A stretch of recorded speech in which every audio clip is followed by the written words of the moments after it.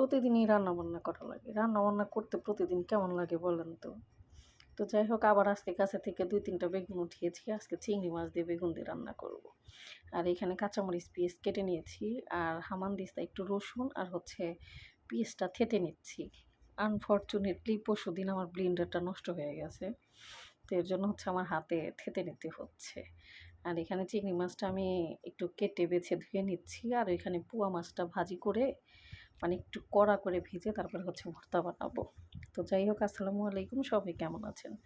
আশা করছি সবাই খুব ভালো আছেন। আলহামদুলিল্লাহ আমরাও খুব ভালো আছি। আমার নতুন একটা ব্লগে আপনাদের সকলকে স্বাগতম। তো আজকে পোয়া মাছটা ভেজে ভর্তা বানাবো আর চিংড়ি মাছ দিয়ে বেগুন দিয়ে রান্না করবো। তো যাই হোক এখানে পোয়া মাছটাতে সব মশলা দিয়ে একটু মেখে তারপরে হচ্ছে ভাজি করব।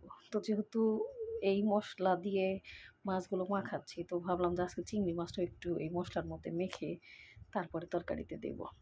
তো যাই হোক চিংড়ি মাছটা একটু দিয়ে নিচ্ছি। সচরাচর চিংড়ি মাছ এমনিই আমি তেলের মধ্যে দিয়ে দিই। আজকে আবার একটু মনে হলো যে যেহেতু মেখে রেখেছি ওই মাছগুলো মেখে রাখবো তাহলে এটাও একটু দিই। তো যাই হোক এখানে তেলের মধ্যে তেজপাতা দিয়েছি, জিরা দিয়েছি, কাঁচামরিচ পেঁয়াজ দিচ্ছি। এই হচ্ছে অবস্থা। তো বলেন তো প্রতিদিন রান্না করতে আপনাদের কেমন লাগে? আমার ভালো লাগে না তা না, রান্না আমার খুব পছন্দ। তারপরেও কিছু, কিছু রান্না দেখা যায় করতে ভালো লাগে। কিন্তু রান্না করতেও ভালো লাগে, মানুষকে বেড়ে খাওয়াতেও ভালো লাগে, আত্মীয়স্বজনদেরকে। তারপর দেখা যায় যে নিজের কাছের মানুষদের রান্না করে খাওয়াবো সেটা ভালো লাগে। কিন্তু যখনই কাজ করতে হয় তখনই খুব খারাপ লাগে। কারণ রান্না-বান্না করার পরে যখন সবাইকে খাওয়ানোর পরে যখন বাসন ধুইতে হয় বা বাসন মাজতে হয়, ওইটা আমার কাছে খুবই খারাপ লাগে। মানে খুবই খারাপ লাগে বলতে গেলে ওইটাই আমার কষ্ট লাগে। তাছাড়া আর কিছু কষ্ট লাগে না। আমি সারাদিন বসে রান্না করব, সারাদিন দাঁড়িয়ে রান্না করব, কোনো ব্যাপার না। কিন্তু প্রশংসা কুড়াতে ভালো লাগে। কিন্তু যখনই বাসন মাজতে যাই তখনই মনে হয় নাহ, কি যন্ত্রণা! তো যাই হোক তারপরেও নিজেদের রান্নাবান্না নিজেদের করে খেতেই হবে। এটা ছাড়া আসলে কোনো উপায় নাই। তো আজকে চিংড়ি মাছগুলো আমি একটু মশলা দিয়ে মেখে রেখে তারপরে দিয়ে দিয়েছিলাম। তো এখানে প্রতিদিনের যে মশলা সেই মশলাগুলাই দিলাম।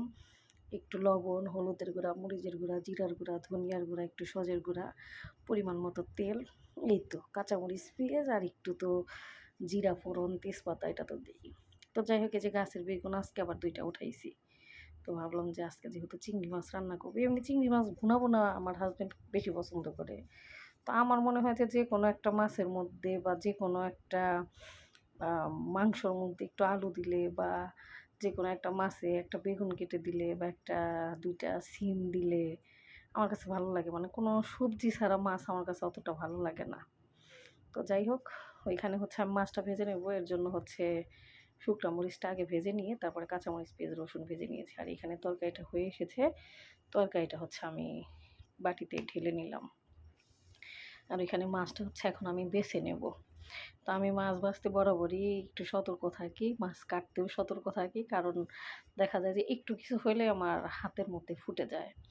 তো বেশ কিছুদিন আগে আমার হাতে একটা মানে এইরকম কাটা ফুটে আমার হাতে অনেকটাই সমস্যা হয়েছিল। পরে আমি মানে ঘটনাচক্রে আমার হচ্ছে অপারেশন করা লাগছে। তো যাই হোক এইটা নিয়ে কথা বোধহয় এর আগেও একটা ভিডিওতে বলেছি। তো সবসময় মাছ আমি হচ্ছে সিদ্ধ করে তারপরে একটু ভর্তা বানাই। তো এই যে এই হাতে কাটা ফুটে দেখে আমাকে আমার কে জানি বলল, মানে আমাদের এক রিলেটিভের মধ্যে একজন বলছে যে, "তাহলে তুমি মাছ ভেজে তারপরে হচ্ছে ভর্তা বানায়ও। তাহলে দেখা যাবে যে কাঁটাটাও হাতে ওরকমভাবে বিঁধে পড়বে না, আবার ভর্তাটাও খেতে মজা হবে।" মানে ২ দিক দিয়ে সুবিধা। তো যাই হোক ওনারটাই ফলো করলাম। তো ঠিক আছে খাবারগুলো যে টেবিলে মানে অলরেডি হয়ে এসেছে টেবিলে দিয়ে দিব। তো ঠিক আছে সবাই ভালো থাকেন, সুস্থ থাকেন। আজকে ভিডিওটা এই পর্যন্তই। যদি ভালো লাগে অবশ্যই একটা লাইক, কমেন্ট, শেয়ার করে দেবেন। ঠিক আছে? সবাই নিজের খেয়াল রাখেন, নিজের পরিবারের খেয়াল রাখেন। আল্লাহ হাফেজ। আসসালামু আলাইকুম।